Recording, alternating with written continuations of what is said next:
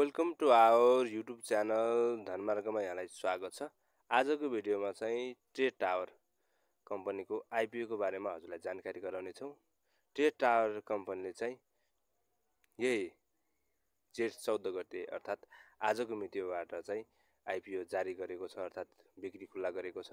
हजुरहरूले चाहिँ कम्पनीको बारेमा सम्पूर्ण जानकारी लिनुहुन्छ भनेदेखि भिडियोलाई चाहिँ अन्तिमसम्म हेरेर साथ दिनु होला। कम्पनीको बिजनेस मोडेलबाट हामीले सुरु गर्नेछौँ। कम्पनीको बिजनेस मोडेलको कुरो गर्नुहुन्छ भनेदेखि यो ग्रुप नेपालमा लिजिङ, फाइनान्सिङ र परियोजना पूर्वाधार विकास क्षेत्रहरूमा अग्रणी र विशेषज्ञ हो। यो कम्पनीले चाहिँ लिजिङ, फाइनान्स र परियोजना र पूर्वाधार विकासको काम चाहिँ गर्दै आएको छ ट्रेड टावर कम्पनीले, है त। र यो कम्पनीले चाहिँ वैदेशिक रोजगारीमा रहेका नेपालीहरूको लागि आइपिओ निष्कासन गरेर बाँडफाँड गरिसके पश्चात अर्थात आइपिओ को रिजल्ट आइसकेपछि अनि बल्ल सर्वसाधारण अर्थात हाम्रो लागि आइपिओ निष्कासन गरेको छ। कम्पनीले आफ्नो जारी पुँजी 81 करोड 56 लाख 9,700 रुपैयाँ रहेको छ।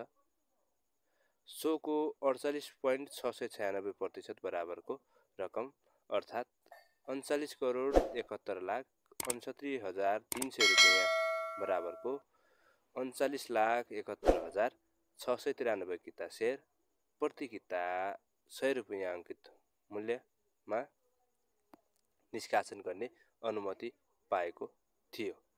अब यस कम्पनीले चाहिँ यस अनुसार कम्पनीले अब सर्वसाधारणको लागि 32,96,505.19 किता शेयर कुल 32 करोड 96,50,521.19 रुपैयाँ बराबरमा निष्कासन गर्न लागेको हो, अर्थात निष्कासन गरिसकेको छ, है त आजको मितिको कुरा गर्दाखेरि।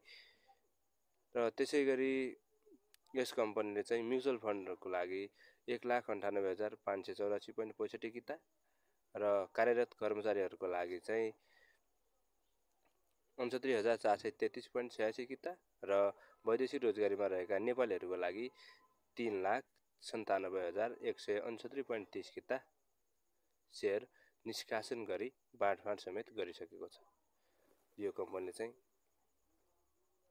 र कम्पनीको आवेदन विवरणको कुरो गर्नुहुन्छ भनेदेखि न्यूनतम आवेदन चाहिँ हामीले 10 कितासम्म गर्न सक्छौँ भनेदेखि अधिकतम चाहिँ आवेदन 1000 कितासम्म हामीले दिन सकिन्छ।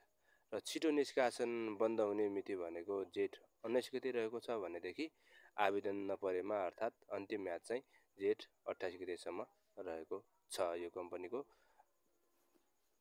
बिक्री प्रबन्धक र रेटिङको कुरो गर्नुहुन्छ भनेदेखि बिक्री प्रबन्धक संस्था लक्ष्मी सनराइज क्यापिटल लिमिटेड रहेको छ। र त्यसैगरी आइपिओ रेटिङ इक्रा नेपालले इक्रा एनपी इन्स्योर रेटिङ बीबी प्रदान गरेको छ।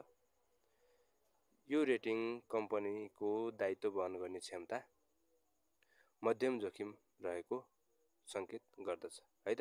यो कम्पनीले चाहिँ मध्यम जोखिम दायित्व वहन गर्ने क्षमता चाहिँ यो कम्पनीको मध्यम रहेको देखिन्छ।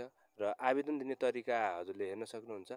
सर्वसाधारण लगानीकर्ताले नेपाल धितोपत्र बोर्डबाट स्वीकृत प्राप्त सम्पूर्ण आस्पा सदस्य बैंक तथा वित्तीय संस्थाहरू र तिनका शाखा कार्यालयका साथै सिडिएससीले तयार गरेको मेरो शेयर मार्फत अनलाइन आवेदन पनि दिन सक्नेछन्। हस्त आजको भिडियो यति नै।